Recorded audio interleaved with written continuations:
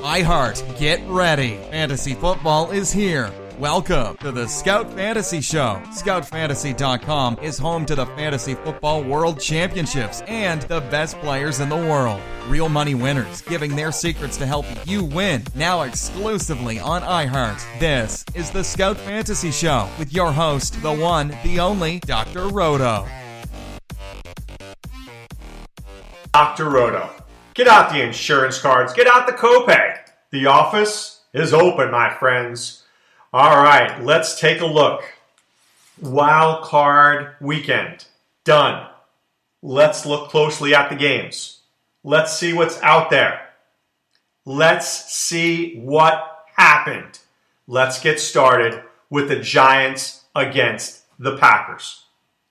Now look, you guys, I've said it before, and I'll admit it, I'm a Giant fan. I grew up a Giant fan, and as much as I moved into being a fantasy fan, I still, my heart is with my Giants. It was very hard to watch this game. It was very, very hard to watch this game. It was particularly brutal. Really was. It was brutal. The offensive play calling was perhaps the worst I've ever seen in a football game.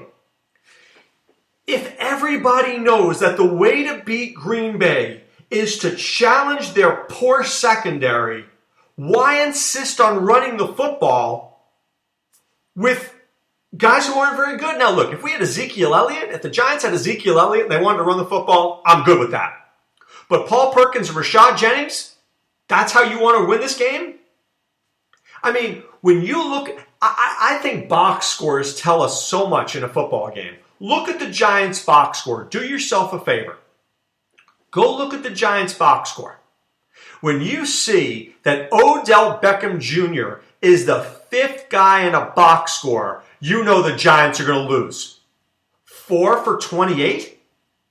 4 for 28. If I'm Beckham, I ran my fist through a wall too. Because I've got to think that Ben McAdoo is the biggest idiot on the planet Earth. Now, I'm just saying this, and this is whether I like the Giants or I don't like the Giants. You've got to do a better job of play calling than that. This team, now, here's another thing. It's 6-0 with, 5 minutes to go in the second quarter. And I'm saying to myself, the Giants are playing so well for a quarter and a half, and all they have to show for it is 2 field goals. Green Bay couldn't play any worse. You knew it was inevitable that Green Bay was going to win this game. They scored 1 touchdown, the game was over. And sure enough, it was. Aaron Rodgers had all day to throw the football. All day to throw the football.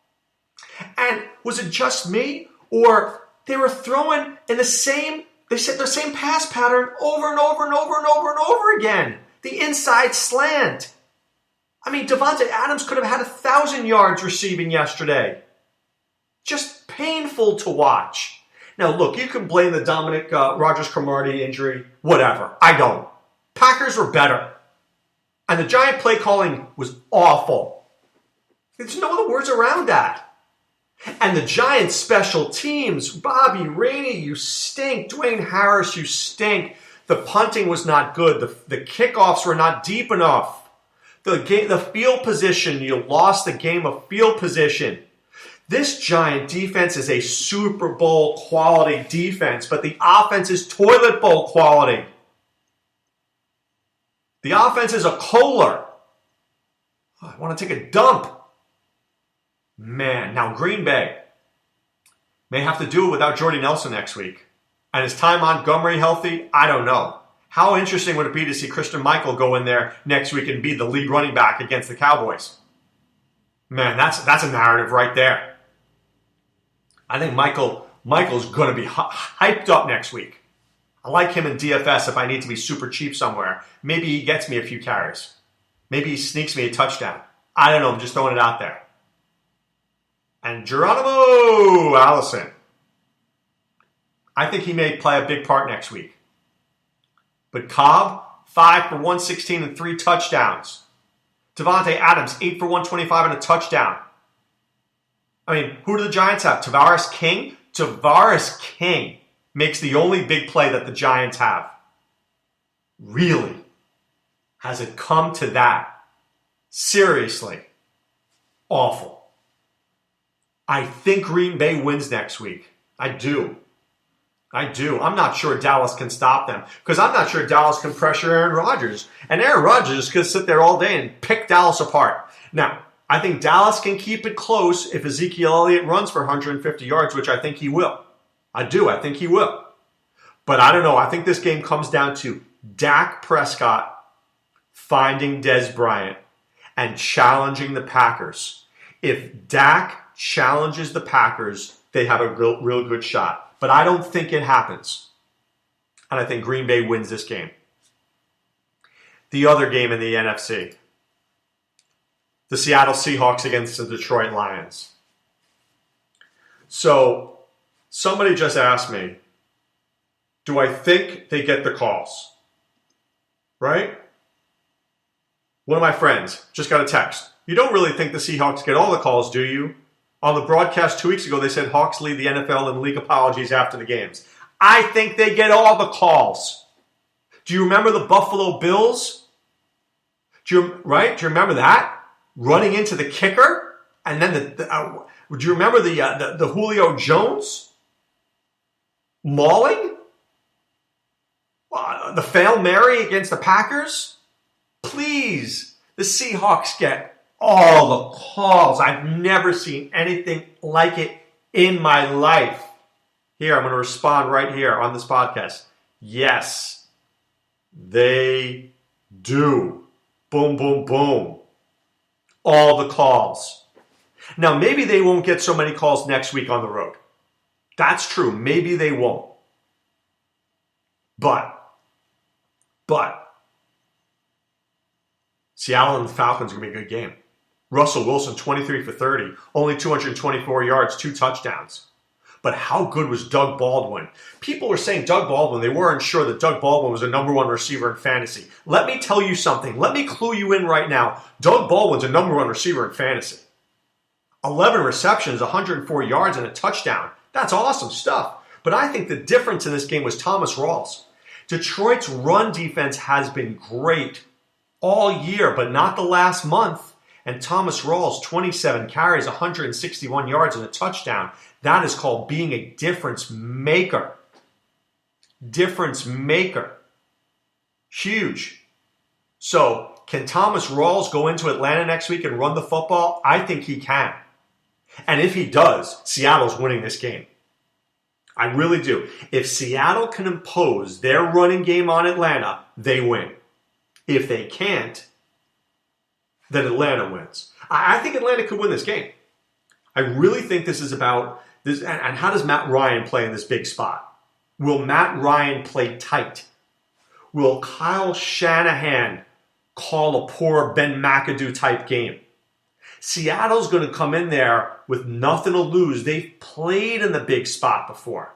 Be very interesting. How about another guy who played very well, Paul Richardson, with a couple of Beckham Jr. type catches. He looked terrific. He looked great. Paul Richardson, second round pick, had some injury problems. Jimmy Graham did nothing. They still won without Graham doing anything. For Detroit, look, I think Detroit is like a meat and potatoes kind of team. 9-7, they're like tater tots. They're good, but they're not that good. They're not as good as a French fry. They're not an onion ring. They're a tater tot. They're all right. I mean, Matthew Stafford threw us for a couple hundred yards, but you got to throw a touchdown pass. Now, maybe it's his finger. I'll say, hey, maybe Matthew Stafford's finger has gotten in the way. Maybe. But when Golden Tate goes 3 for 25, it's a problem. When you can't find your best receiver in your most important game of the year, you're going to lose. Take a look. Once again, the box scores tell you everything. Golden Tate, 3rd in the box score. Odell Beckham Jr., 4th in the box score. Both those teams lose. Hello, done. What more needs to be said? What more really needs to be said? Did anybody really think Detroit was going to win this game anyway? No. In the Beat Dr. Roto Adam Rona's competition, Detroit was the one team I faded. I guess retrospectively I could have faded Oakland, but I didn't. Maybe I should have played Prater instead of Seabass. But I thought Oakland had a better chance of winning this game than Detroit did. I gave Detroit a 0% chance of winning this game. 0. All right, in the AFC, Houston wins this game, beats Oakland 27-14. I think this was predictable as well. I do. I think this was predictable as well. 3 sacks. I said to you guys, Whitney Merciless had to rush the passer. He did. Clowney only had 1 tackle, but he had the interception. That certainly was good. And the Texans looked really good. The Texans looked really good for them, right? 44 carries, 123 yards. Not a lot per carry, but I like the number of carries. When the Texans are getting 44 carries, they're going to win football games. They're not getting 44 carries this week against New England. This game is just going to be a crime scene. Seriously, this game is going to be a crime scene.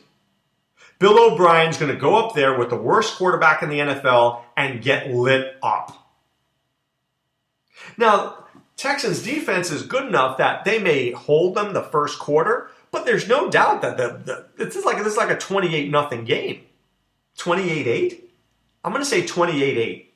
Maybe in the fourth quarter, the Patriots give up a touchdown. Maybe to Tom Savage when he comes in. But the Patriots are just going to beat this team. Brock Osweiler stinks. Stinks. I mean, what more needs to be said? Completing 14 passes at any level is just not good. I mean, once again, the box scores tell me everything. Connor Cook, 18 for 45, 161 yards. Brock Osweiler, 14 for 25, 168 yards. You think this was a good game? Once again, let's go into the box scores. Amari Cooper, 1, 2, 3, 4, 5. He is the 6th guy in the box score. Why did they lose? There you go. There you go. It's all about where you appear in the box score. Lat Murray, 12 carries. What was the number I gave you? I told you the magic number was 20. They didn't get 20. They lose this game. They needed him with 20. It's a dog. It's a dog with fleas. When Andre Holmes is your leading receiver, it's like Tavares King being your leading receiver. It's not good. It's not ending good. This is not a good thing. Just not. So I'm telling you. It's over. And finally, Pittsburgh against Miami, 30-12. Now, I do have a problem here with the Steelers, and not my guy Mike Tomlin, William Mary grad, not my guy Mike Tomlin, but I think it's with Todd Haley. There's 4 minutes and 23 seconds to go in the fourth quarter. They're up by, 18, and you're throwing a pass, and Ben Roethlisberger gets thrown to the ground by Cameron Wake? What are you thinking? Hand the ball off. Why do I need a pass? The game is over. They need 3 scores to win, and this team can't do anything. Are you telling me this makes any sense whatsoever? Run the ball, take another 30 seconds off the clock, punt the ball, game over. Why put Ben Roethlisberger in harm's way? Why would you ever do that? And if I told you, once again, 13 for 18 for 197 yards, and then won, you'd be shocked. But they did all their damage in the first half. It was 20-6 at halftime. At that point, this game is over because there's no way there's no way the Miami Dolphins are coming back from that kind of deficit. That's not how this team is wired. But Pittsburgh had the better quarterback, the better running back, and the better receiver. They were better. And they're blitzing more. Steelers blitzing more, 5 sacks. Timmons and Harrison, these guys are older, but they're still playing really well. And how about Shazier and Bud Dupree stepping up? It's impressive. But when you have Le'Veon Bell, 29 carries, 167 yards, and 2 touchdowns, you're going to be in any game. Antonio Brown, 5 receptions, 124 yards, 2 touchdowns. It doesn't get better than that. I mean, these are watching the best players at the highest level. So Pittsburgh is going on the road next week. It's going to be a tough game. I really think this is going to be a big chance of an upset here. Big chance. Look, I think the Patriots are set, but the other 3 games are very susceptible. Very susceptible. You know, Ben has been there before. Alex Smith is a bus driver.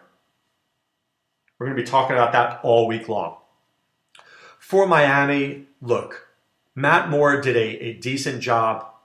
Got picked, a couple of fumbles. But look, 29 for 36, 299 yards, not a bad day. He's fine as a backup. But I think the problem here was Ajayi was never healthy.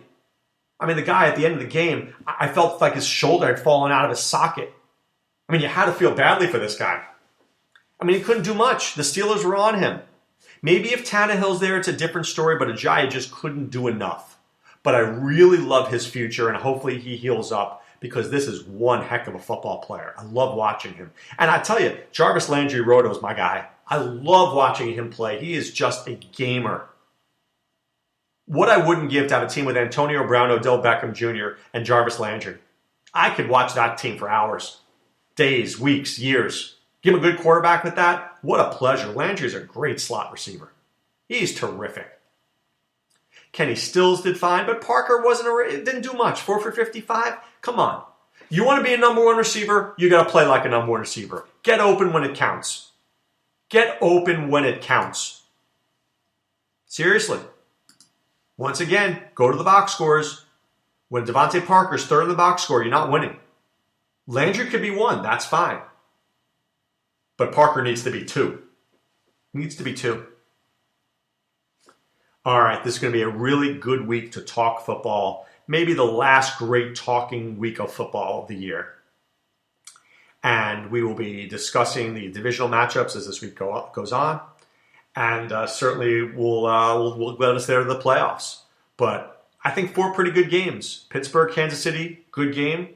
Houston, New England, maybe not so much. But Seattle, Atlanta, good game. Green Bay, Dallas, good game. 3.5 good games out of 4. I can live with that. I really can. I can live with that. All right, what I want you to live with is scoutfantasy.com.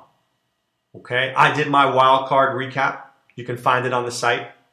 You can find other things on our site like our articles, our NBA optimizer, our scout scores. If you want to try playing NBA DFS and you've never done it before, if you take our optimizers and our scout scores, you have a real good chance to win. Our optimizer tells you the best plays of the day, and the scout scores gives you the best values of the day. You put the plays and the values, you put them together, and you know what you should get? You should get paid. You should get paid.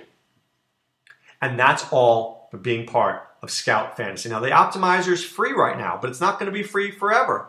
But right now it is, and we want you to be part of our Scout Army and what we are doing at Scout Fantasy. Okay? So please, make it happen. Be part of what we're doing. Be a winner. And don't forget, it's not too late to get involved in Maui Madness. Maui Madness, we take your best 2 weeks of the season, so it's still not too late. You want to get in? Get in this week. It's $25 if you win. 6 nights in Maui at a 5-star resort. Airfare for 4 included. Doesn't get better than that. Seriously. $25 to play? And you tell your wife, hey, baby, I'm taking you to Maui for a week. Happy wife, happy life. You'll be very happy you did that. Okay? All right. So those are our takeaways from the wild card games. And we will cover more as we move forward. But right now it's time to put away the insurance cards, put away the copay. The office is closed, my friends. Once again, encourage you to check out scoutfantasy.com. Enter the promo code ROTO, that's ROTO. Pay for 1 month, get you 2 more for free. Be a member of the Scout Army and be a winner. All right, guys, catch you tomorrow. Be well. Take care. Thanks for listening to the Scout Fantasy Show. There's never been a better time to join the Scout Army. Visit scoutfantasy.com. Use the promo ROTO for 2 months free. And don't forget, fantasy players, please thumbs up the podcast on the iHeart app. See you next time. Go Scouts!